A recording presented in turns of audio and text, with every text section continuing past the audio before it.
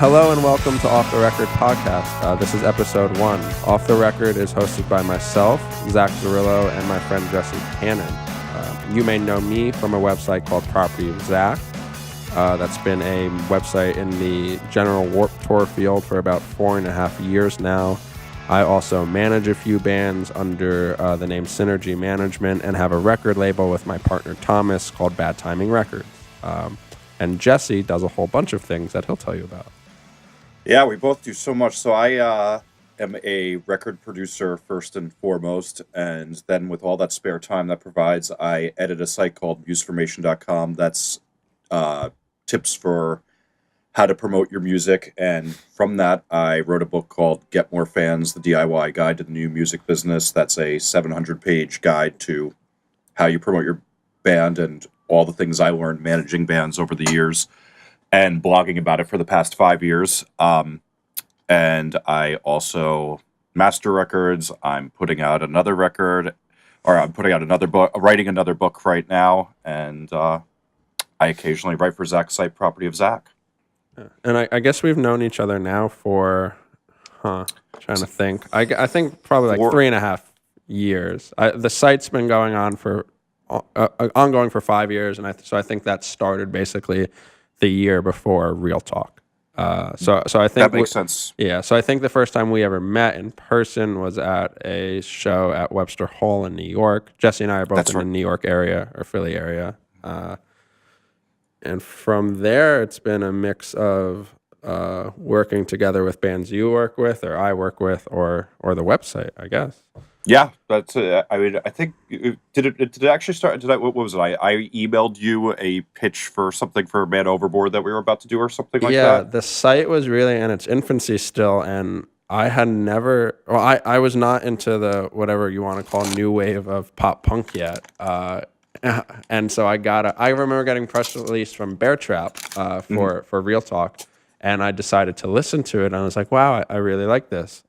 This is what the young people like. And then I think it started from there, because I was still truly figuring out all of Property of Zack stuff. Like there were no true content plans yet or anything like that, so I was slowly trying to find bands to work with that would actually work with me, because Property of Zack didn't look like an established thing like it hopefully does today. And between Man Overboard and Transit, there was it made sense to work with those bands and then you through that, I guess.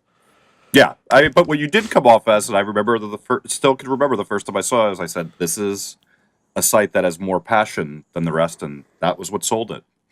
Yeah. Ooh, it's been a long time. And then more recently, Jesse has, for Bad Timing Records, Jesse has been doing the mastering for vinyl for a bunch of both the reissues we've been doing and then also the newer releases, sort of the cutting the individual track. So we just put out a Knuckle Puck EP that did well, and Jesse then remasters those or puts them into one file that we send over to the plant. So we get use out of each other. Yeah, it's fun, and there's nothing like one of the most rewarding things I've gotten to do in recent years was that acceptance record you guys did, getting to hear the high definition masters through my studio speakers. That's a record I've listened to 10,000 times. It's probably in the top 10 records I've listened to the most in my life, and hearing that was just so rewarding. And then also having it on multiple colors of vinyl now, it's really rewarding. All the vinyl colors. Yeah.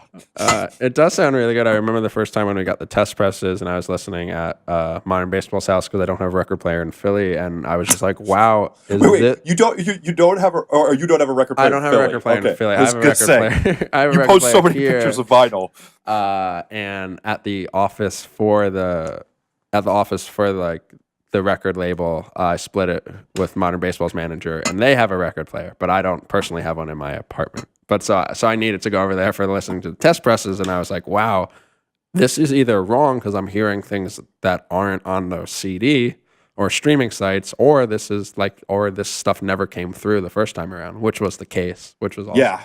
What was, I think, very nice too is the label provided us with very high definition files, so we were able to get a great press of vinyl. And as I recently wrote on your website, is a lot can go wrong from getting the master from your mastering engineer, label, or whatever to getting the vinyl press. And there's a lot of things you have to do to ensure that the vinyl comes out good. And if you really care about vinyl, you got to do a lot of things to make sure it happens. Yeah, the great thing about major labels is that they keep those audio files. The bad thing about major labels is that they don't care about the art. So we have that's not just majors though. That's every label. No one cares about art. We had to scan in CD copies of the art, and it somehow didn't turn out to be a disaster. But it was a very stressful. It slowed us up over a month and a half, I think, at some point.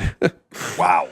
But anyway, this podcast is called Off the Record. What Jesse and I are hoping to do is sort of morph our normal conversations, which flow somewhere between, again, that general Warped Tour scene but also the music industry behind it, in a way that is stomachable and not boring, maybe, for the people listening, and just a nice mix of topics, because Jesse and I both in some ways work at the top level of, you may click a link to read about a band on Property Zack, but I also manage bands, and Jesse also produces some of that music or does other things behind the scenes. So we both have, I think, interesting views on everything, because we see it from multiple different angles, and that always creates a different picture than just working on one angle of it.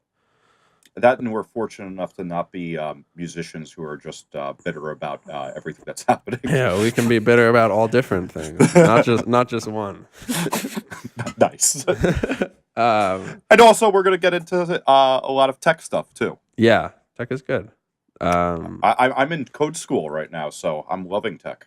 That's great. That's one talent I wish I have, that I hope to still be able to get before I ever. Basically, that it would be nice if I could code my own websites. People assume that I can, and I cannot do that. Well, you have a lot of years to go, seeing as your best years just started a couple weeks ago. I think all the best years are behind me, as I've been told by many friends. That's not true. I'm 36, and I think I'm having my best years. So, oh God, that's a long time away. So I thought we could kick it off with talking about, we're in a time now where luckily a lot of bands sort of like, and I've been stepping back and realizing that a band like the Wonder Years, there's this whole popularity of bands like All Time Low or Forever the Sickest Kids are good pals. In the late 2000s, where they were all getting really big, but the scene below it didn't really exist. There was no second or third tier bands. Of the Basement Show era kind of stopped for a while, and then a band like the Wonder Years made that first transition from a label like No Sleep to a Hopeless, just like a Transit or Man Overboard went from Run for Cover to Rise, and those earlier bands, in my mind, sort of laid the groundwork for all the younger music that we're seeing now. So they got like the bad contracts out of the way, or hopefully the good contracts, or they did all the really shitty touring with bad booking agents or bad promoters, and now there's a clearer path for a band like a Knuckle Puck or a Hotelier or a Modern Baseball. They built the foundation, but now these younger bands are sort of growing a lot quicker because of it. For example, like a Modern Baseball. They really are going fast. This has all happened now in a year, which has been insane. But 4 or 5 years ago, it might have taken twice as long, which is great, which is awesome. Obviously, for everyone involved, from the band to the label to the managers, whatever. But there's sort of this period in between where a band releases a really good record, and then it's like, it sort of just becomes like a feeding pool. Like you feel, you hear, or you smell the blood, and it's like, I need to work with that. And so a lot of these bands will release an album by themselves because they just want to make music, and then there will be 5 booking agents and 5 record labels and 5 managers all trying to grab this band to work with them because they like them, but also ultimately to make money. Well, I mean, but the perfect case scenario is that you want to make money and you're finding people who, like, my secret in the music business and why I'm still happy doing this for a living is that you find the people that you like, you get along with, enjoy their music, and can make you money all at once. And those are the ones you work with. Let's not get the connotation bad that it's just Oh yeah, sharks in the pool. it's Yeah. not bad, but I think it can be at first. Or there bands who I think there's two different kinds of bands. The one band where they sort of need that help right away because everything's getting too big for them, which is great. Like you shouldn't have to be booking basement shows if you can be playing in normal, hopefully on normal tours, and that part's great. But then there's also this thing where it's like some records are there's just so much buzz around some albums in a good way because the album is hopefully good. That it's sort of just because there's buzz, there can get all these other people just trying to jump in there. And I think Hotelier are a really good example because they released an album or an EP a few years ago on a defunct label called Mightier Than Sword, and they sort of disappeared for like 3 years, like truly 3 years. And they wrote this whole blog post as they announced their album about how they sort of were taken out and courted by these like evil managers that promised all these big weird music industry things that don't really exist anymore.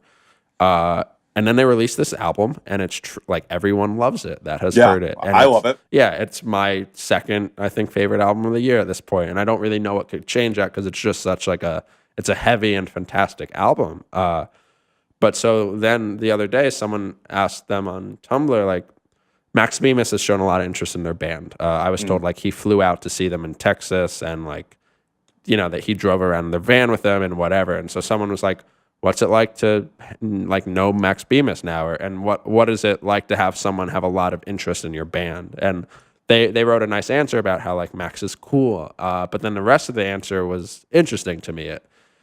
It was just about how they're getting hit up by so many different people that quote unquote love them and love what they're doing. And there's no reason to think that that's a lie, but a band like that also wants to be careful about who they're letting managing their art, which I think was the word they used, which is a good way to put it. It's not necessarily evil, but it can be bad, and you don't want it to be bad, especially when you're such a young band growing. And those first decisions are potentially critical for the rest of your hopefully long career as a musician. And I think you, more than me, certainly have been through that area with different bands a bunch of times. So in your mind, what are sort of like those first things that, I guess from the managerial side, it's like, well, of course I want to work with you, but what do you think about bands who are a little like uneasy about that?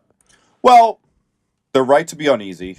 And I think like, the worst thing is like, you never know, like it's so funny because like the self-awareness gap of like, there's always some guy from a band who wants to become a producer because he sees his music career evaporating, and they go and find the hip new band and they're like, I want to produce you. And they hope they can market off of that. This band came up listening to them.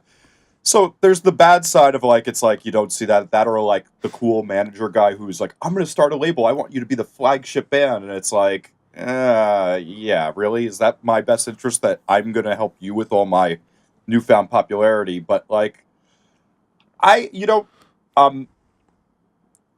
made my career, as I kind of said before, is like, if I don't like somebody, I don't work with them because I'm going to have to talk to them every day. And the few times I've not trusted my gut about that stuff, I've really regretted it. Yeah, it always bites you. It like, oh God, I don't know. It would terrify me, I think, if I didn't have a good gut. And I think if I didn't, I probably we wouldn't be having this conversation right now. Same for you. Yeah.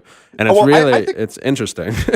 Well, you say something interesting here too. If you didn't have a good gut, I think everybody has that gut. Barring like a sociopath. Right.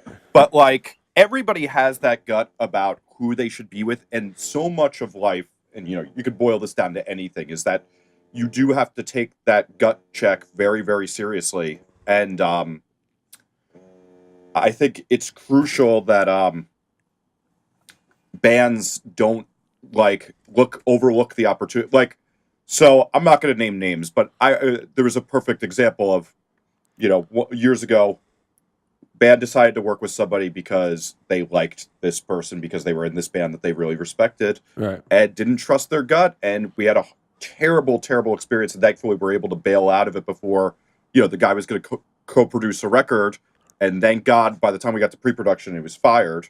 But like, it's that thing of you gotta always work with who feels good and who feels right. Like, um, even down to when I was managing Man Overboard in Transit, it was of all the people that talked to us, Rise Records felt the best. They felt genuine. And I think there's even a thing in compliments you can hear. Like, like when somebody likes your band, they don't say, "Hey, I really like your band." They say, the lyric on song Right. They can pick two. out Yeah. things that you can relate to. Like, of course, everyone's going to say, "Oh, thanks. I'm really glad you like that." Yeah. But if someone that wants to potentially work with you can say, "I love the lyrics for the second verse of the not single on the album," and then you Yeah. can talk about that. And it's those little things that ultimately build a connection like that, I think. Yeah. And it's even that funny thing of like, I don't approach a lot of bands, and this week you introduced me to that band, Better Off, Right. and I've like just fallen in love with this band. I was like, what would I even write this band if I was going to say it? Like, then I'm like thinking, I'm like, well, I love this. I think this is so unique about them. If I was to write them, and then, but I'm one of those people. I don't feel very comfortable to it. Approach it, but the other side of this coin is that I think a lot of young bands don't realize like it's so toxic to write managers and write labels and ask for them to do it because it's the biggest waste of your time, and you put all this energy into that. That the other side is this is a necessary thing, is that managers and labels need to come to you, not you come to them, and because of that you have to learn a lot of this stuff. And there's a band I've been helping lately, and it was like one of the funniest things they said to me. They said, it's weird. This label wants to hang out with us, but they keep not talking to our manager. Is it weird that they don't want to talk to our manager? I'm like, no, that's what they do. The label is going to work with you, and you might fire 3 managers in the time you're Right. with Yeah, them. labels ideally don't. I mean, labels like good managers, but there are also a lot of bad managers. And for And labels, you want to know that you can work with a band, and you want to know that the band wants to work with you, and that your only relationship isn't through an email through a manager. yeah, and I think that that's a big thing, is that like, there needs to be a relationship with the label, and like I think a lot of there's no manual for how these things go. I mean, maybe I should write one, but like, um, I think bands don't always realize like that there's a lot of weird things that go on behind the scenes that are like, there's no script and nothing follows it each time. But like, yeah, the label's going to want to take you out to dinner and not hang out with your manager the whole time and not have you be a interpreter for them the whole time. Call your manager afterwards, tell them what they said. Your manager will bounce some ideas off you and tell you what they think of some of those things, but you should have a relationship with your record label that's not through the manager. Yeah, absolutely. And I think it's also important for younger bands. Like, I don't know. I think a lot of people sort of assemble a team around them early now, which is fine. But Mhm. also, it's important for some bands to just sort of struggle on your own. Not like hopefully your music is doing well, but just in terms of figuring out what works for you and figuring out what doesn't, because you don't necessarily want to clog your whole team around you and then be very unhappy from the start. Like at the end of the day, and certainly from the start, it should be something that you enjoy, Ye- obviously. Oh, I think you touch on a really great point too. Is that like I say it in my book? Is like you have to be a band that can self-manage yourself first, and then when you get a manager, that manager is just doing the things that you can't do, or doing some of the things and accentuating it. Like you don't want to bore your manager with having to deal with the guest list because they could be doing other things that will help you really well. And so many bands look at the manager like, oh, now I don't have to do all this crappy work. I don't have to update my Facebook page. No. It's like no, you need to be doing that. Yeah, Man Yeah. Overboard's like also a great Yeah. example I, of I, that. I was just going to say, yeah, like, the perfect example, and like, a lot of people have said nice words about like the time I managed Man Overboard, but I never, and they would never be anywhere if Justin wasn't such a great band manager. I mean, he's the by far one of the best I've still ever seen to this day of just getting things done and being a really hard, savvy worker. And him and I both working nonstop.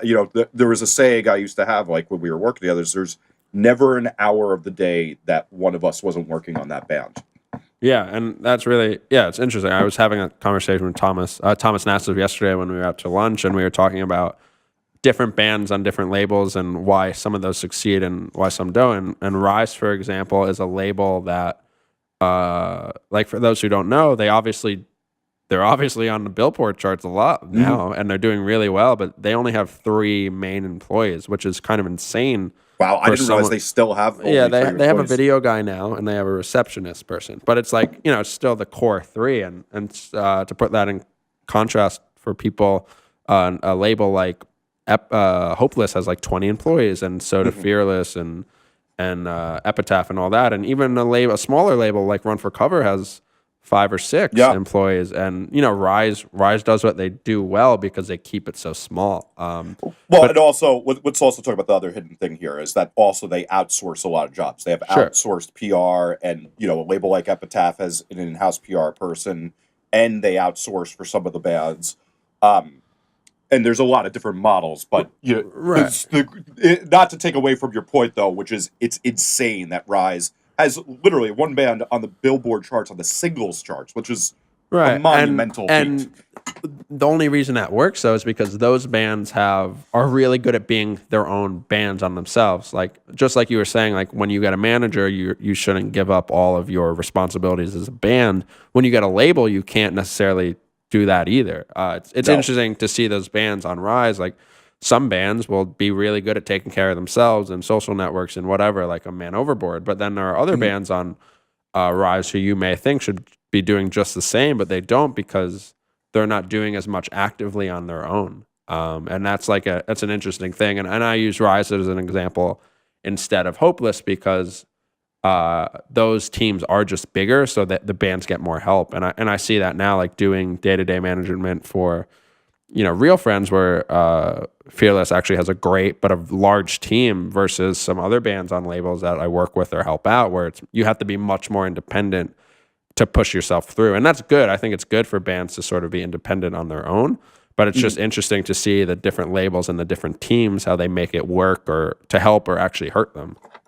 Yeah, and there's an interesting tie-in to kind of the beginning hypothesis you were doing here about what's changed with these bands and how I feel like we are seeing a thing of like where it's like becoming that thing of like a couple of bands are just they're moving so fast compared to what was a couple years ago, but there's also like this circular thing of like so last time I walk home I was listening to you and Jason's talk with Joe from early November, Right. and I think that there's an interesting thing is that there used to be back then it would be like that thing of like you know, Richard and Stephanie kind of said, "Hey, here's a band with that's played 10 shows.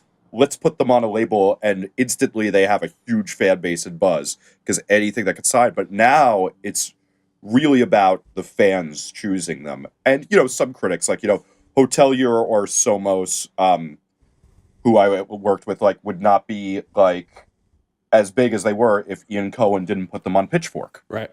And there is a thing still that you do need that gatekeeper of a big site like Pitchfork and a couple others writing great reviews for you, but there's also the thing of that it's much more democratic and like you see a band like I think Real Friends is a great example of just kids really bonded with those lyrics despite the fact that a lot of the music industry people kind of make fun of them for their lyrics and Yeah, but you you know know what? They're doing phenomenally. Like Ian Cohen yeah actually, even he posted this article. I'll put the link in the show notes called "Pop Punk's Credibility Problem," and it's a uh-huh. roundtable that he did. I was there on the Wonder Years tour at the LA date, and he interviewed every band except Real Friends.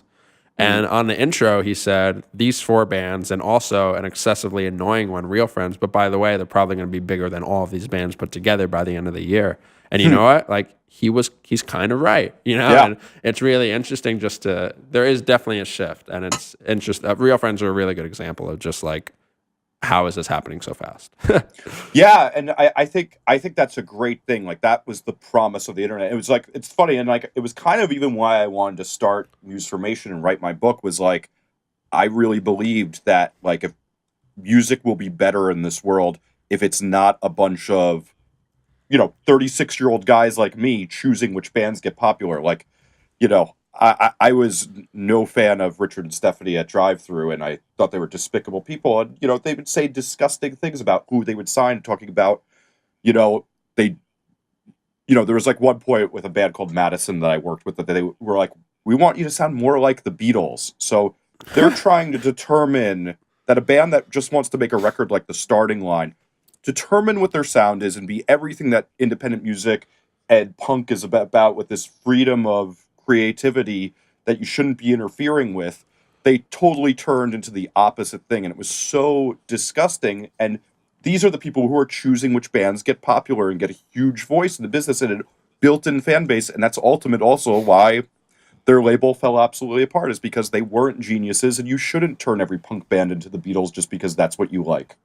Right. Yeah. Yeah. And you know what? I think that's a good transition. Nice.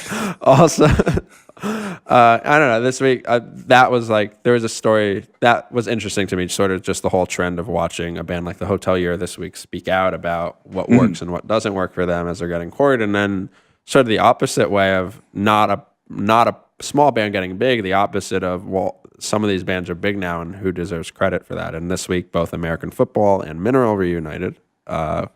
And were you fans of them when you were of age? Of when that was of age?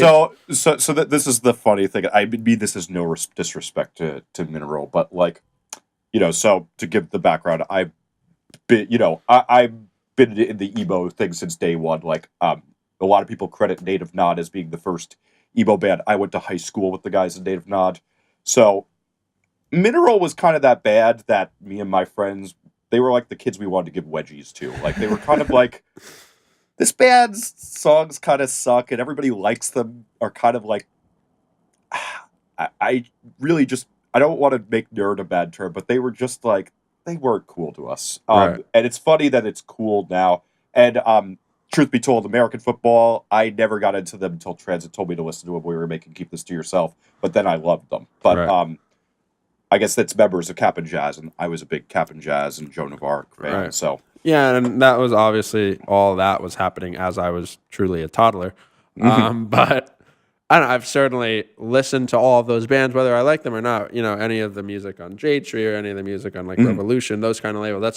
Those are all things I've made a point to myself to at least to at least like listen to over the years. And so it's interesting now that there was never even a world back like 5 years ago. There was no way any of these bands were probably going to reunite just because there wasn't like it just wasn't there yet. And now it is there, and all these bands are reuniting, and that probably started when Sunny Day did like the 10-year tour in 2009, and then obviously like at the drive-in and Refused and et cetera, et cetera. Lifetime. That Right. I think Pete Wentz That was a interest thing. in Yeah. Lifetime do it because, like, I hang out with a lot of has-been punk rock and hardcore guys and stuff, and there was a lot of people who I heard say things like, well, if Lifetime can make that money, we were bigger than them back then, because it was true. Lifetime's last show was 200 people. Right, which is astonishing to people. Yeah, now. and then their first shows back were literally 2,000 people, Right. like those reunion shows. I actually completely agree. That's like a perfect way of showing, like, yeah, someone like Pete Wentz then got a band like Lifetime back together then, but now I think it's interesting. Like when you take it from the perspective of the actual bands, like so Mineral and American Football, those bands now live in Tumblr world because of I think labels like Run for Cover and Top Shelf. Whether it's someone like Basement or You Blew It, I'll be scrolling down Tumblr and I'll see a reblog on an American Football song and I'll have like 50,000 notes, and that's ridiculous, But I think that's honestly, I was talking with Thomas about this yesterday. I don't think these bands could be where they are now in terms of younger kids actually liking it, because yes, obviously a bunch of people in their late 20s or early 30s are going to be going to these shows. But so many people, when I posted on Property Zack, were like, oh my God, why is there not a date in Texas or California or wherever? And those kids are kids, or they're in their early 20s. And that's something I don't think, like even Lifetime really had the advantage of when they reunited, because obviously the internet was a thing and blah, blah, blah. But the accessibility to just sharing, and these bands like, Basement or You Blew It. You Blew It's a good example of being like, yes, we worship American football, those. And then a kid on a Tumblr then searches for American football, and then it's like, oh, wow, this seems to be a popular band. I'm going to love it too. And it's interesting now that I think these bands it's the perfect time. 2014 in my mind is the perfect time. Yeah, and I think there's two. I will argue with perfect. So I came into punk rock shortly before Dookie. Okay. And Dookie made punk rock a lot bigger, but then Bleed American. Like, so if you were a band, you know, pre Bleed American, in New Jersey, there would never be like, there was no Wonder Years, there was no Man Overboard selling out a 2,000 seat show in Philly or New Jersey pre Right. Bleed American. So the scene got a lot bigger, and now I think it contracted a little bit. So, but there is a thing of that, when a band would come around for a reunion, because so my other background is I used to book for about 3 years, a ton of shows at two big venues, New Jersey and New York City, and when we'd get a reunion, if we got 200 people there, it'd be a miracle. Right. And this would be a big classic hardcore band. They were never going to play Irving Plaza or any big venue, and then never mind sell out tickets. Like, we'd be like hoping we could make the guarantee. Right. Certainly not back to like. Certainly not. We have to add 3 shows for Mineral at Bowery. Yeah, never in the history would that ever have happened for any punk band of pretty much. If Minor Threat got back together, that might have been about the only thing that could do that back then. And that was the thing, is like, it was very rare. Like Fugazi was probably the only band that was doing 2,000, 3,000 seat venues. Yeah, and that's crazy. Yeah, but and with that thing that, it's some of it's social networks, but it's also always the thing of too is like Operation Ivy is a great example. This is a band with a platinum record that never played a show after that record came out. Refused, sold out 7,000 tickets in New York City and played 12 shows. And I was at one of those too. There was less than 200 people there on their last shows, and then the next time they come to America, it's 7,000 people. It's a crazy thing, but that's also the thing of make good music, people will spread it. Right. And eventually, it's much easier to spread. Hopefully your good music will not be forgotten. And now we're seeing that a lot of it has not been forgotten, which is great. I think most of the good music, as long as it's on your Spotify's and your iTunes, is not being forgotten these days. I agree. I think that somebody's going to make $1 million off of reissuing a lot of emo records that are not on Spotify and iTunes at some point, but because I think there is some 90s emo that is forgotten and hasn't gotten its day, but like, there's the same thing like that Nuggets collection, that box set that came out like 20 years ago of like all the 60s garage groups. Somebody's going to make that of that era. Twinkle Daddies emo stuff.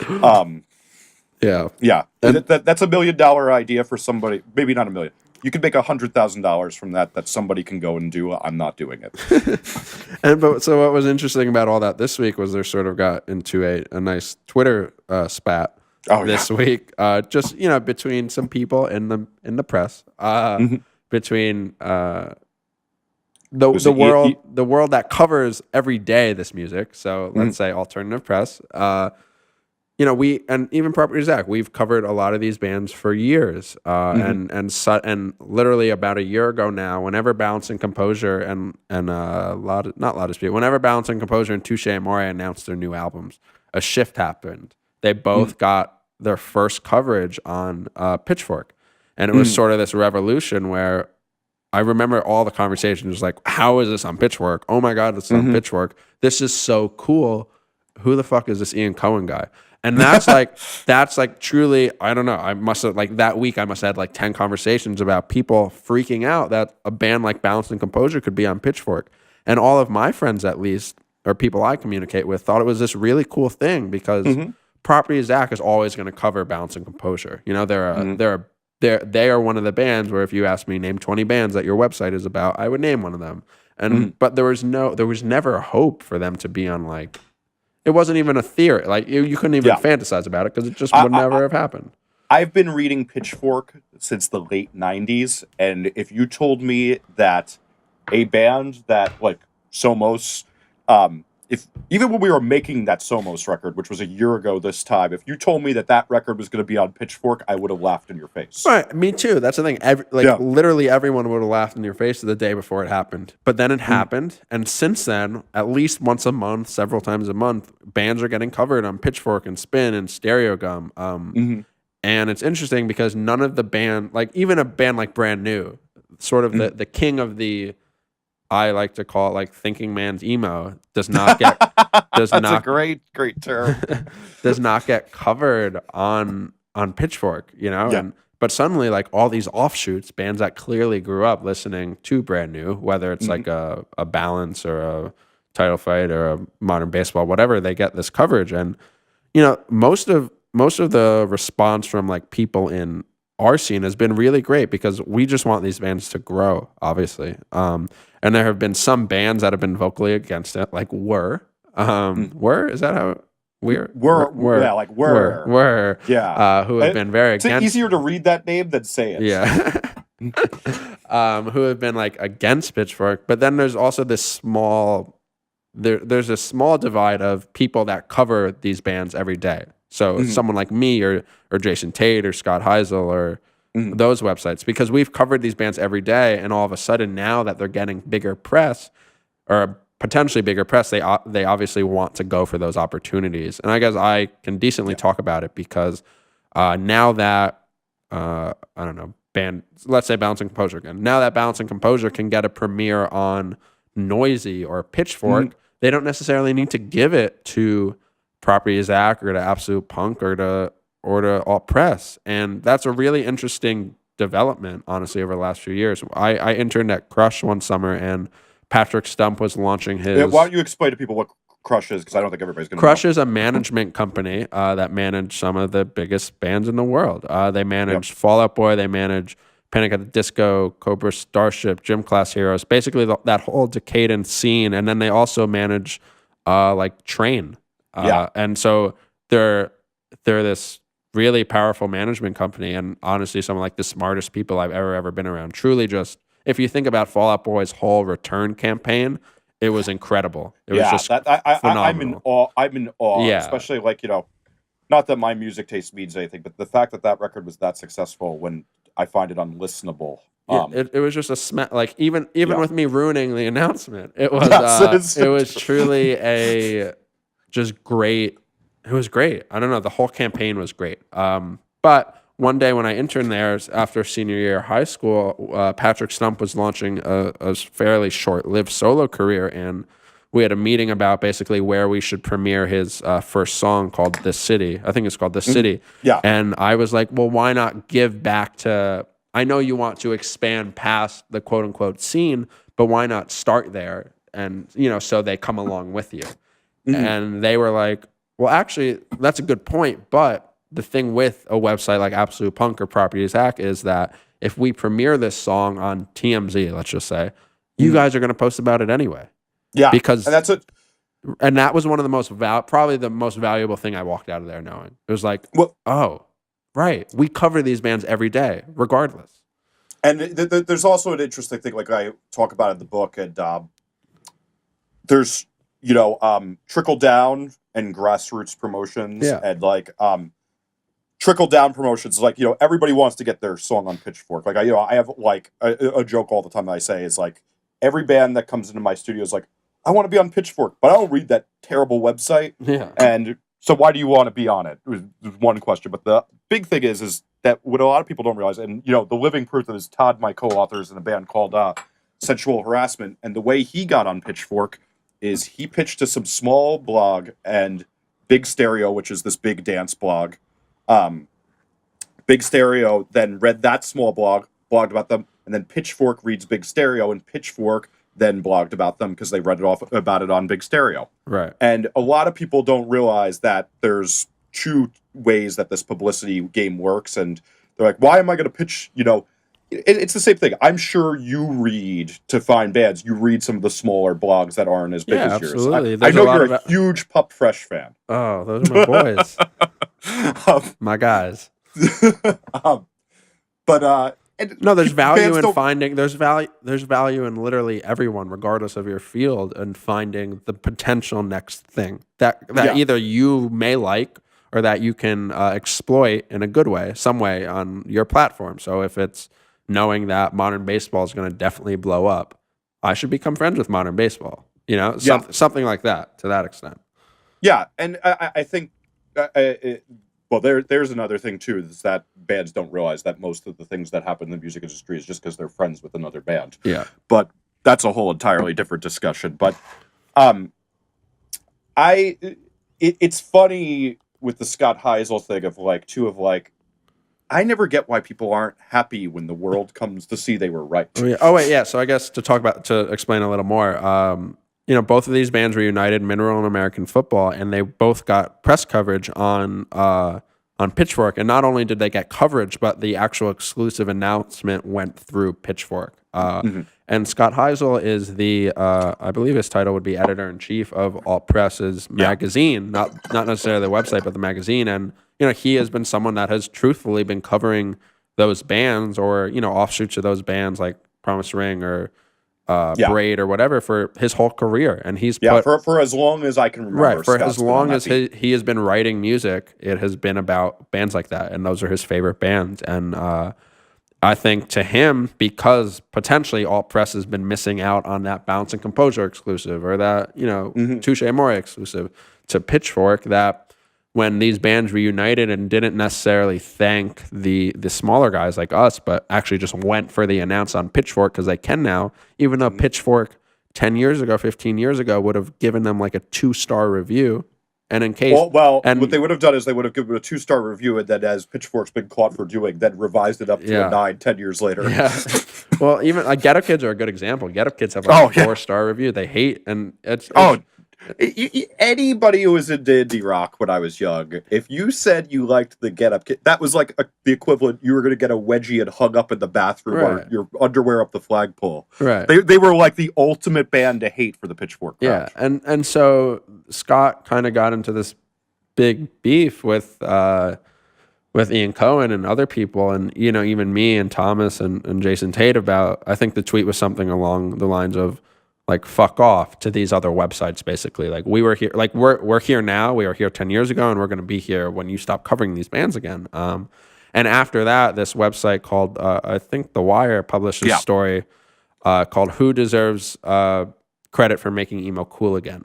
And I don't know. I think that's an interesting question, and I think that article itself is actually pretty good. It basically that article is great. Yeah, I think my favorite paragraph was basically like, no one who cares. I don't think the answer is no one. Who deserves it is who cares, and I don't think that's a big deal. But the answer is who deserves credit? The bands that made great records that were influenced by these bands, and that coming around again. It's the fact of the matter is like, I look at this grunge revival, which is really depressing to me because I grew up in the grunge era and I don't look forward to it coming back, and I do not look forward to bands coming to the studio wanting to imitate those sounds. Right. But that grunge revival happens because bands have made grunge influenced records, but then Basement made Color Me Kindness. Right.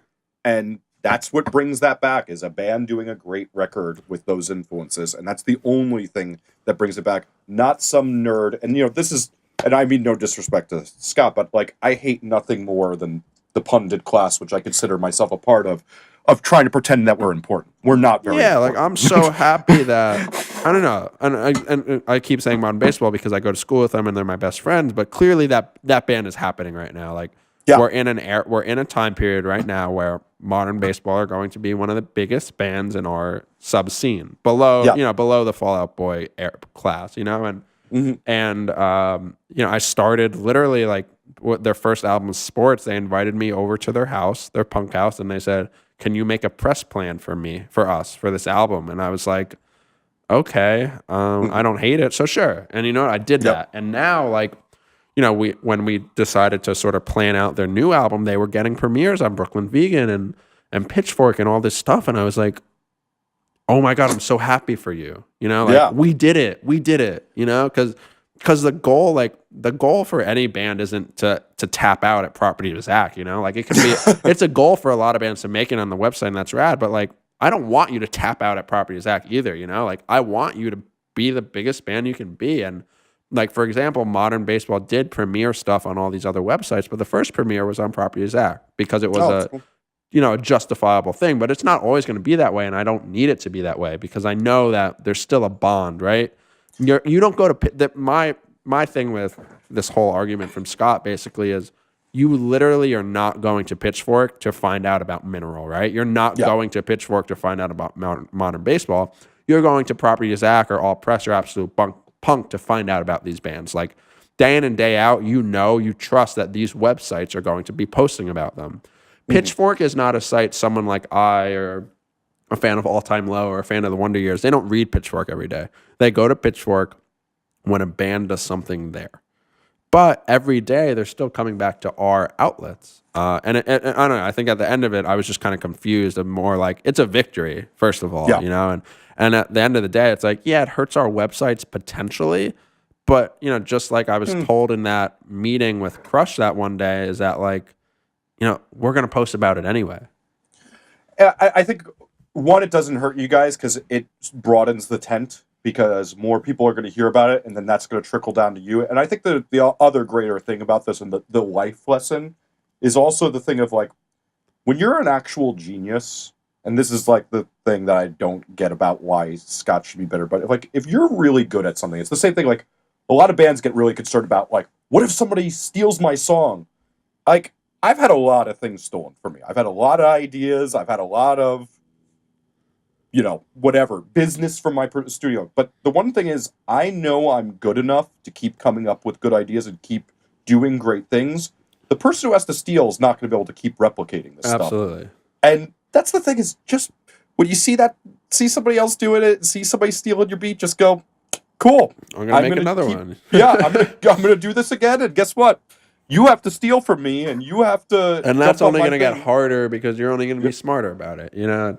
I completely agree. And that's the life lesson: is don't be bitter, just keep doing great things. It's anybody I know who's successful does that, and all the bitter people who walk around with that, they're miserable in their life, and they don't go on to do better and greater things. Yeah.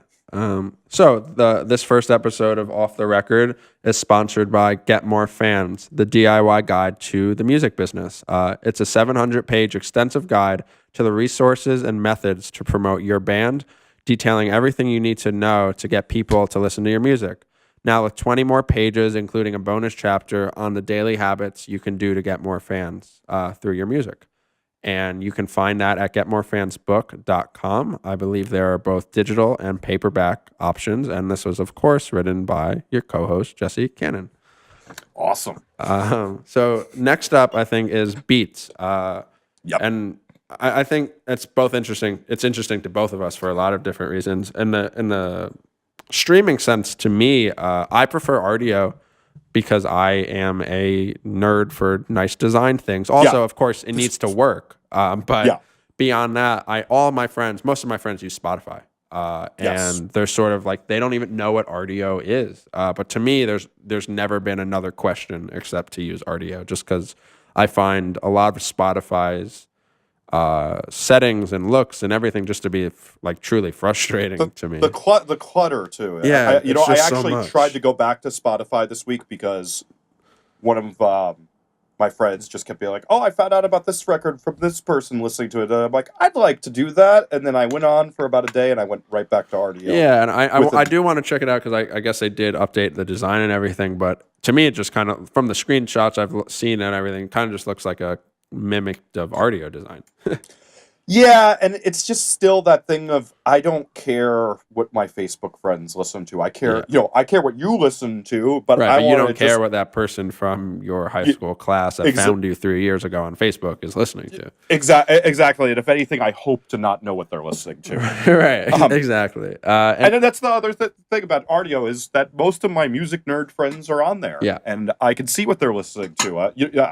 I found a record the other day just by scrolling through and seeing what a friend was listening to, and I really enjoyed it. Yeah, absolutely. And so Beats was, rumored to launch for a long time, and it finally did, I think just at the top of this year. And I guess they started the promotion for it at the Super Bowl. And that's sort of where it all went wrong for me, truly from the start. They started branding it with, like, their Super Bowl ad was with Ellen. And, I love Ellen. She's cool. I used to watch Ellen when I was homesick from school.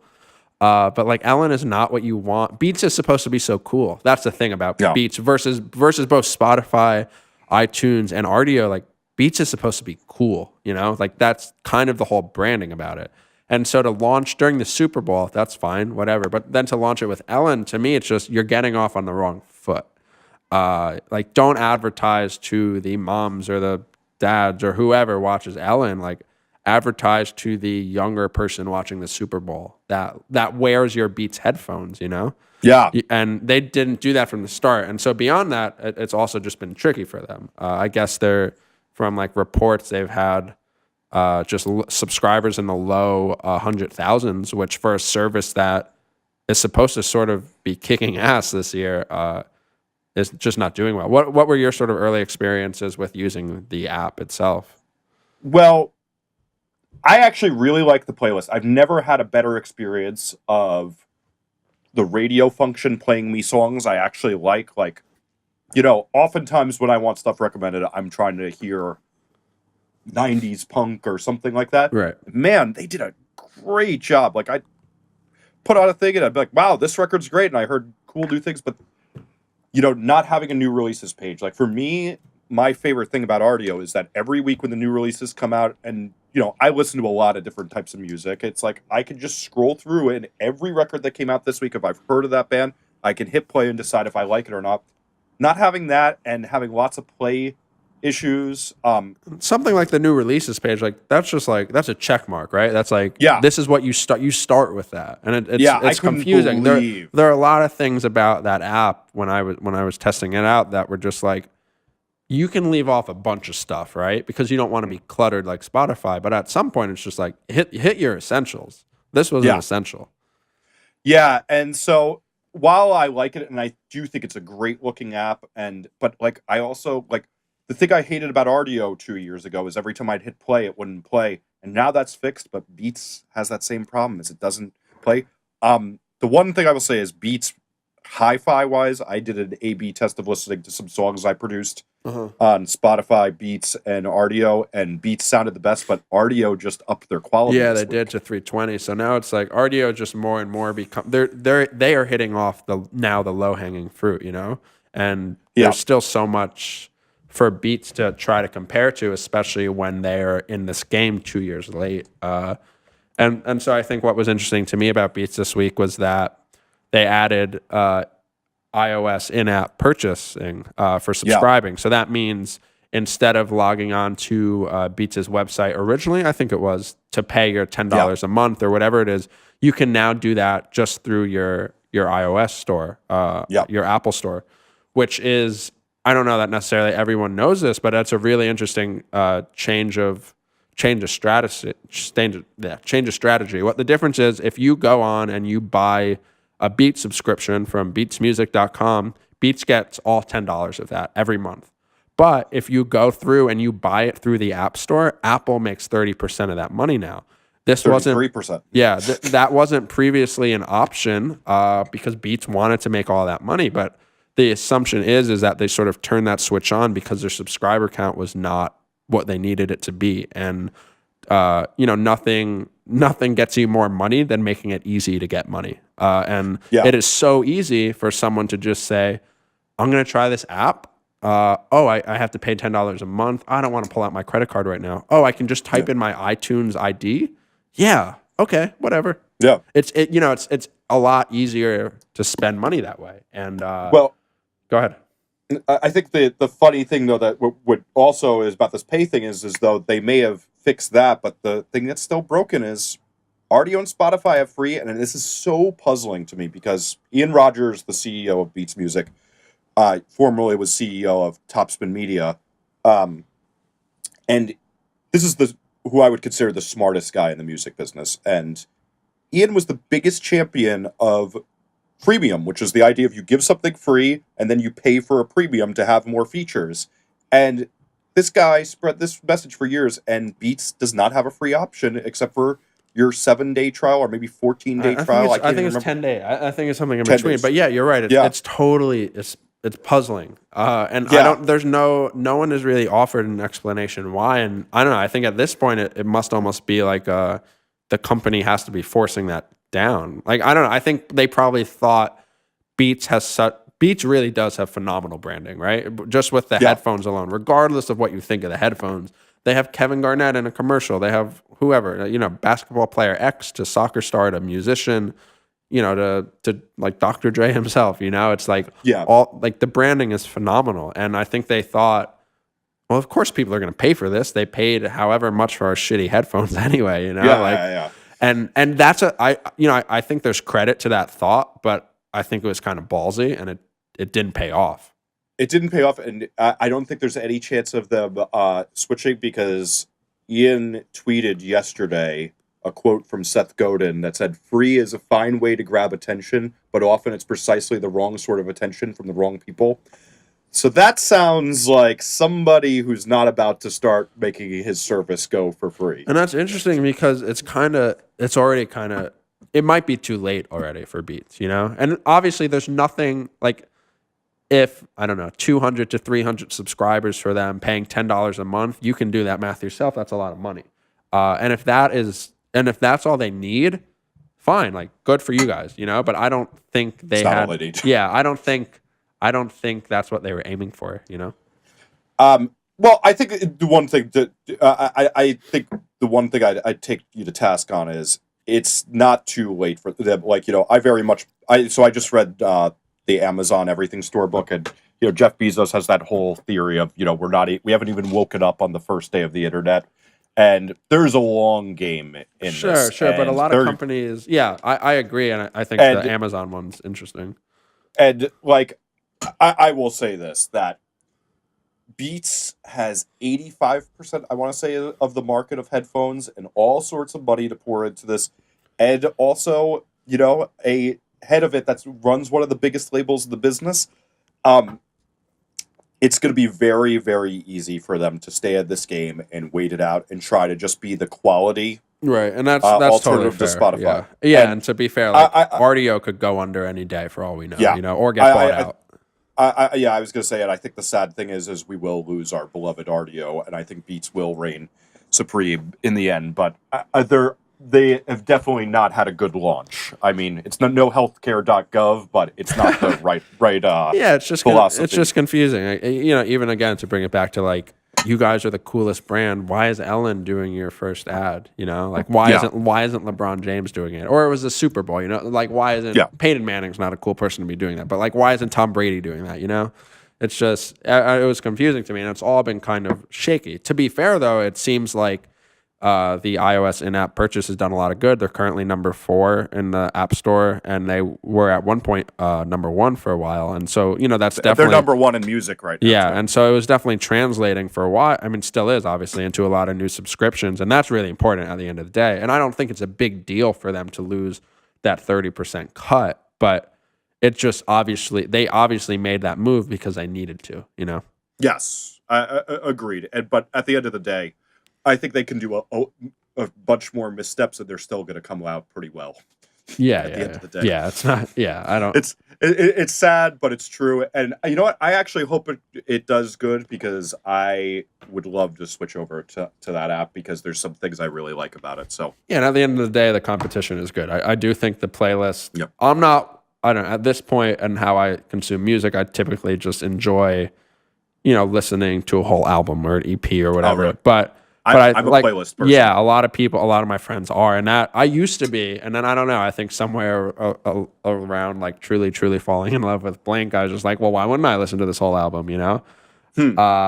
But yeah, a lot of my friends are total playlist or shuffle people, or Spotify radio people. So I do think the outlet for them to have those what's it called, the sentence playlist. Yeah, the sentence. Yeah, I think that's a great idea, and I actually think I don't know, maybe you know this. I think they pay people to curate those, right? Yeah, they do. They have a bunch of Pitchfork writers on down. And I think it's some good money in there. They have the money to spend. Yeah, we will make any startup. Yeah, does. we will make punk playlists. You guys just let us know. It's true. I'd love to make a forgotten 90s punk playlist and a forgotten 90s emo playlist for them.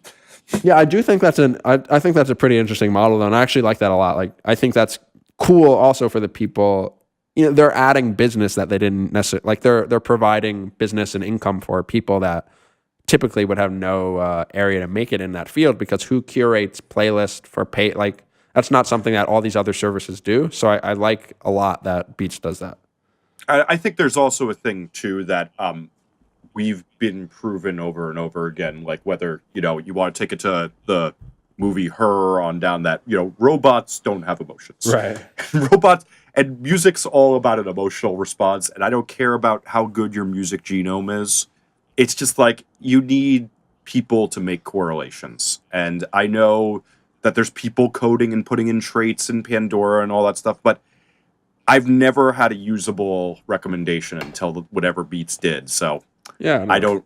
I really don't know what there is to say about that other than I think you need music nerds to make good calls. Yep, I agree. And I guess to wrap things up, there was this really interesting, I mean, not interesting, kind of just sad and pathetic of a piece that popped up earlier in the week that I never even got around to posting, which was the red jumpsuit apparatus, who you may know from a song called Face Down, and that's literally the only thing you know about them. They used a photographer. They took a photo so that a photographer took of them while they were playing live. They posted it on, I believe, their Facebook account. They cropped a portion of it out so it didn't have the photographer's watermark on it. And then when this happens all the time, by the way, like all the time, regardless if it's a band, a website, or something in the professional world. I would say it happens once every minute. Yeah, all the time. I mean, frankly, I do that too. Some watermarks are. The point of a watermark is to credit your work, obviously, but some like photographers get so like, I don't want to say protective, because you should be protective of your art or whatever, but some photographers get so, I don't know, like energetic about it that they'll make these massive, like the watermark is like an eighth of the the photograph. They're these huge ugly watermarks, and it's not that you don't want to credit the photographer, but it's just like, what are you guys doing right now? The vibe of the photo is ruined by some of these insanely pretentious watermarks. However, this wasn't the case for this thing. It was just like a little watermark, and so the photographer emailed or commented on the Facebook thread being like, can you add this? And that happens also a lot, and usually it's not a big deal. Sometimes it is, but usually it's not.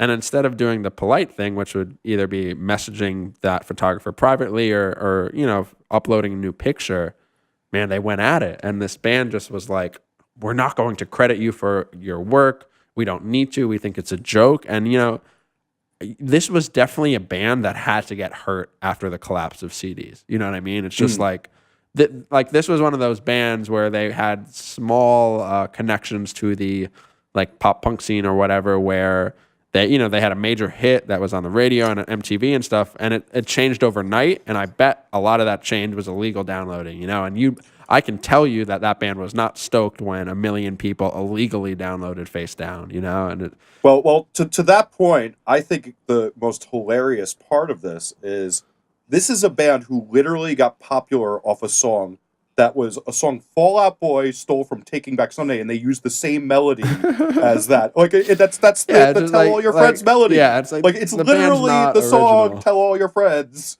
sung with different fucking lyrics. And you stole to get your popularity, and now you're mad when somebody else is saying, hey, you stole it. Maybe you should have some empathy towards this person, considering your whole shit career is built on the fact that you stole songs. And they don't even have a career. They tour once a year in 200 cap venues with these like they're not like a real band anymore, and it was just very astonishing to see this whole thing kind of figure out. They have a gold record for that record. Oh yeah, it was a huge hit. I'm not gonna lie, I like 3 songs on that record. I only know that song, but I love that song. I was young. I think I was probably in like 6th or 7th grade when that song came out, and I loved it. I think that's well, you have a lot more of an excuse for me, who was like 28 years old, like listening to that record all the time. Look, man, you can't deny a good Taking Back Sunday song. Yeah, it's really true. I definitely listened to that record a lot more than I listened to the Red Jumpsuit Apparatus record. I think everyone does. But I don't know. What was interesting to me about that was just that, like, truly the case of like hypocrisy for the week was taken care of on Monday with that. It's just like, and it's interesting to me because I do get into little tiffs sometimes with photographers about crediting work. A lot of websites, how it'll work is, you have that big main picture, and someone obviously took that photo, but those are just press pictures, and publicists often just email websites press photos to use. And sometimes they come with credit and sometimes they don't, but they rarely ever say, please credit this photographer if you ever use this press photo. And most websites don't, because most websites don't have a built-in sort of CSS thing to recognize a photographer or something like that. So these press photos just are press photos of the band. They're not tied to a photographer. But every once in a while, I'll get an email from a photographer being like, you used my press photo. Please contact, I'm going to send you like a DCMA if you don't credit me. And it's like, you look, man, my job is to post about the band. Your job was to get paid to take this photograph. Yeah. And then, that's often the case. Photographers will often get paid to take press photos, and that's the scope of their work. It's not like they don't get royalties for every photo used, Or they get free admission to a concert. Yeah. To take photos, or a publication pays them or something. But it's a trade. I think the other greater thing is that, we also just live in part of the side effect of everybody being able to create a blog and be able to post things on the internet is that, we have a society that is very ignorant of copyright law. And, our copyright laws are terrible. I'm a very big fan of Creative Commons, which is Lawrence Lessig and some other people came up with some ideas about how you make copyright a little bit more fair. Like, the perfect example is like there was a show on public access that was showing the backstage of a theater company to show what happens while, I think it was Les Miserables is on. And they showed that, actually a lot of the crew is watching The Simpsons. Because they showed The Simpsons on there, The Simpsons wanted $250,000 for a thing made for what do you call it, PBS. Right. No money in this whatsoever. And so our copyright laws are broke, but there's a Creative Commons license. Like my book, for example, is a Creative Commons license, and all I ask, like anybody can reprint a reasonable amount of text from my book as long as it's credited. Right. And that's what most photos should be. But technically, under copyrights, these photographers actually have the law on their side. And it doesn't matter if they're taking a picture of you or not, because you offer yourself up for public. They can't go into your home and take a picture of you and then sell it, even though TMZ would like to debate that one in court with you.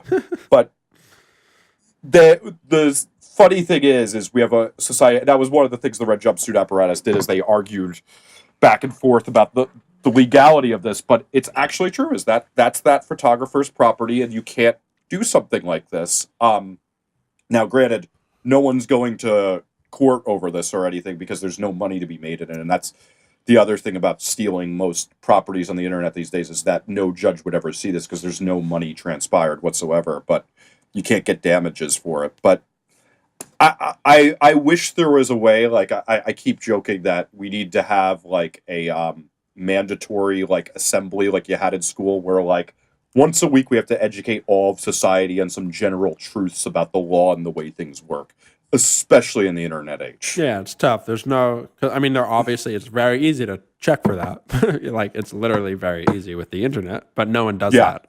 So I think you're definitely right that we all make assumptions because it may seem logical to us, but there's actually not. It's not necessarily that way. For example, I am currently in an ethics class at school with a bunch of fellow 20 to 22-year-olds, and God, it's really interesting to see what people think about the world. And I don't know if I'm crazy or if they're crazy, but I know one of us are crazy, and boy, it's really interesting. Just, what we assume is definitely the truth, because we haven't researched it, Mm-hmm. And that's definitely along the lines of this. Yeah, and I think that's the sad thing too, is that no one takes you to a class. And I think there's actually an even greater thing to be learned here from the Red Jumpsuit Apparatus, which is also one of the things I talk about in the book, is like every person now, it used to be music writers were these paid people, they'd just be assigned to your band, or a photographer is assigned to your band. Most people who are covering music today are doing it because they're passionate about your band. Right. And when you act like that, you're turning off a fan with a whole lot of friends who are your potential fans, who now think you're the biggest fucking asshole on earth. And it's such a bad move for a band. I know, as a former manager, if there's something I do not miss, it's dealing with people who feel entitled to things about your music, but you have to be polite to them anyway. This is part of the job you signed up for, and you got to be nice and respectful back to these people. Yeah, that's what customer service is for a record label. It's Yeah, very yeah. records are supposed to be shipping immediately. I thought. Look, we got 815 records in a day. It's going to take more than a day to send them all out. Oh, there is. I mean, I don't know how interesting. We'll get into customer service another. Yeah, I think that's a fair thing. I think for everyone. We could definitely talk about that one for a long time. Running that Defend Pop Punk merch store for the time I did was definitely not one of the periods of my life I look back upon. It fondly. Makes you older. You know what's really funny is I got a lot of gray hair that time, but I haven't gotten a new gray hair in about 2 years. Well, there you go. So you defended. That pretty much says it all. Yeah. So what have you currently been listening to that's newer, is about to come out? Well, you recommended me that band Better Off this week, and that pretty much is all I've been listening to. But I did see 2 amazing movies this week. Okay. Probably the 2 best movies I've seen in years. Only Lovers Left Alive, which is the Jim Jarmusch vampire movie, is probably the coolest movie I've seen about what it's like to be a musician who's tortured by the fact that they're not making art that makes them happy anymore. And it really gets into this thing of if you had eternal life and you're a creative person, you'd probably be really, really miserable. And it's just such a good movie. And the other one I saw was Jodorowsky's Dune, which is all about before Star Wars. Alejandro Jodorowsky was going to direct the movie Dune before David Lynch inevitably did it. And it was probably going to be the greatest sci-fi movie in the history of mankind, but no studio would give him the money to make it. And it's a documentary all about the process that went into it. And you're just it's so sad this movie will never be made. Yeah. Because it looked like it was going to be the best movie ever made. That's interesting. Yeah. That Better Off record, though. Whew. My friend Lisa in November, I think, was like, have you listened to this Better Off band? I was like, no. And that was it. There was no, you should listen to this. And then, I don't know, I listened to it. It has really gotten, basically no press at all. And I was like, wow, I think I just found Armor for Sleep again. And I say, to me, it's so miserably, sad in a great way. In the way that only I love music.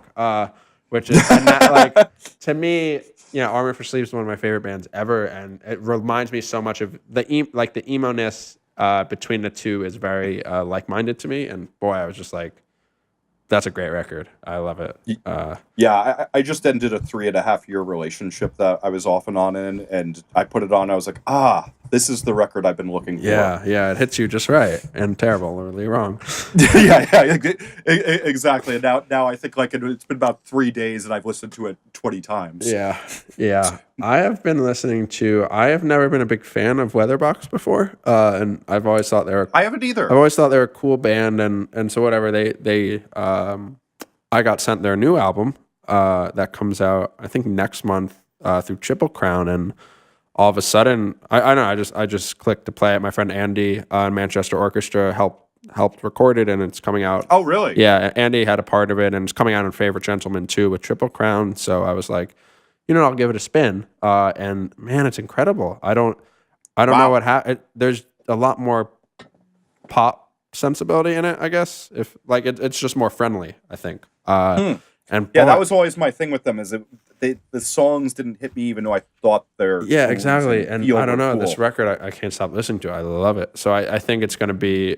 It could be a cool year for those guys. And I just found they did this whole record a side project of the band called Crooks, and it got released in January this year, and there's literally not a single story about it anywhere on the internet. And it's fascinating. It's all the guys in Weatherbox, and there is nowhere on Absolute Punk or Property Zack or Alt Press anywhere. So that's interesting as well. And I'm gonna try to dig a little more. I don't know how it happened. No one has heard it, and it's this really good album that I only found. Thomas sent it to me the other day, and I've been listening to it a lot lately since, and it's just good. And it's really interesting. No one has even heard it. So isn't it funny that the correlation between the two records we're liking is also no one's been writing about Yeah. them and talking about that. Find that really funny of like the idea of that there's this great music and people aren't doing their job getting it to people's ears. Yeah, I should. Yeah, some of us should, spend less time yelling at people for covering music and spend more time covering it. And that ties this episode up perfectly. Thank you for listening to the first episode of Off the Record. Jesse and I plan on doing this at least every other week, and hopefully then transitioning into a weekly episode. We're going to be on a lot of different internet places right now and then in the near future as well. So definitely keep up to date with us, and please subscribe to the podcast or even leave a review if you like what you hear. Thank you.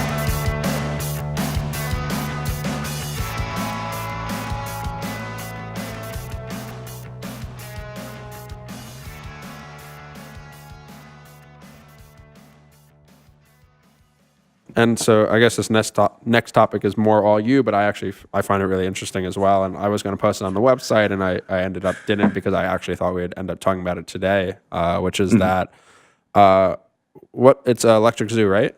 Oh, yeah, it's Electric Zoo, which is a big EDM festival in New York City. And they do, the company that does it some other places too, but they now are going to have, before you are able to buy a ticket to the festival, you're going to have to watch a PSA done by some of the DJs playing, like Steve Aoki, about how you shouldn't do drugs, which I'm no libertarian, and I don't fear Big Brother that much, except when George Bush is in office, but like, this seems really, really, really Big Brother and stupid to me. So explain a little bit about why that's happening, though.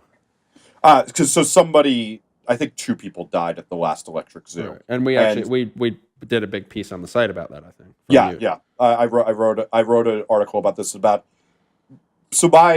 again, I was a concert promoter in the late 90s, and this was during when moshing and dancing was getting a huge crackdown by the awful Giuliani administration in New York, and it's the same thing of that. The biggest problem is parents get scared of the kids today, and we come up with an answer that's going to absolutely do nothing. Like, so during the Giuliani era, it became the thing that moshing was dancing, and so all these clubs had to get new licenses, and clubs shut down. And the club I worked for, Coney Island High, actually, this is one of the reasons it shut down, was they were getting excessive fines from the Giuliani administration about this. And instead of smart things like maybe get more enhanced security so that they can't bring the Molly into the show inside their suntanning lotion bottle, a PSA. It's just so dumb, and it's the very common thing in all of our culture of drug prevention is just that whenever there's a right answer, we don't do the right answer for the outcome we want. And that's been the entire war on drugs thing, and it's that thing. We're in the phase of, now that EDM is becoming the biggest music in the world, is that we're at the stage where everybody's fearing it instead of going, oh wow, 2 out of 100,000 people died. That's kind of a regular concert. Usually there's just that much trampling at a country concert. Right. And we look the other way about these things, and now moshing is, no big deal, unlike in the 90s when it became this horrifying thing when Nirvana became the biggest band in the world, and there was mosh pits, and Dateline NBC devotes an hour to the dangers of mosh pits to scare parents. And so now we have that with a drug that has relatively few fatalities. Yeah, I don't know. I think what's interesting about it is that I definitely agree. I think everyone would agree that like something needed to be a little more enforced or a little more aware of. But this kind of just seems like a blanket. Like, we had a long list of ideas in a meeting one day, and this was the only one that everyone would agree on. You know what I mean? Like, and not that it's necessarily a good thing. It's just like all the ones like more security. Oh, that costs a lot more money, or whatever it is. Like, they didn't either want to put in the time or the effort or the money to like make the do the precautions that could actually change it. And instead this is just like a video that people may or may not watch. That really like the festival's a while away. Like, there's a lot of time between watching that PSA and then going to the festival where all the security may be exactly the same as last year. The security, I think we will eventually see a thing where the security will get really crazy, and you're basically going to get a TSA strip down before going into an EDM show, because some high-profile death will happen. But I just, when I read that part of that article on Billboard this week, it sent me right back to the stupid reaction that adults had to moshing, and it's just so sad to see this playing out again. Yeah, and I think to like a lot of younger, like the people that actually have to sit through and watch that too, it's just kind of like, okay, mom, Yeah. it's like, Oh. like of course I'm not going to do drugs, mom. Cool. Yeah. All right, and Yeah. now I'm gonna go do drugs. Worse off too when you're looking at Steve Aoki's face trying to tell you not to do drugs, and you're looking at this man who you're like, Jesus Christ, you look like you ooze drugs from your mouth. And he's like, I want you to do drugs because it's gonna make you want to buy this festival ticket, which I'm getting like $500,000 for to play right now. It's just they're going about it in all the wrong ways, I think. And that's the other conflict of interest, is that just like moshing, you don't get as many kids out to shows unless they're doing this. Right. This is part of the culture. Exactly. Yeah. It was the same thing with moshing. It's just like, what the Mosh Wars did is it started to kill a scene. I literally watched it happen, is that as venues couldn't have moshing, couldn't book things like that, it became harder and harder to have big shows for bands. And, NoFX would have to play it at a venue with this ridiculous amount of security, and then all of a sudden kids aren't coming out to shows as much. Right, and it goes all the way. I mean, truly, it probably goes all the way back to like the Beatles, and just like truly in sense of like drugs, like the drug culture or the violent culture, whatever. Like this happens hair. Yeah, this happens every 10 years probably. Whenever 10 to 15 years, whenever a new kind of scene develops and something changes, and it's always the same old, and it will be for this as well. Yeah, can't wait to watch this happen again in 10 years. Oh yeah, I wonder what that'll be for. Yeah. And I don't have any prediction for what the next trend is. I just know it'll be synthesizer based. Yes.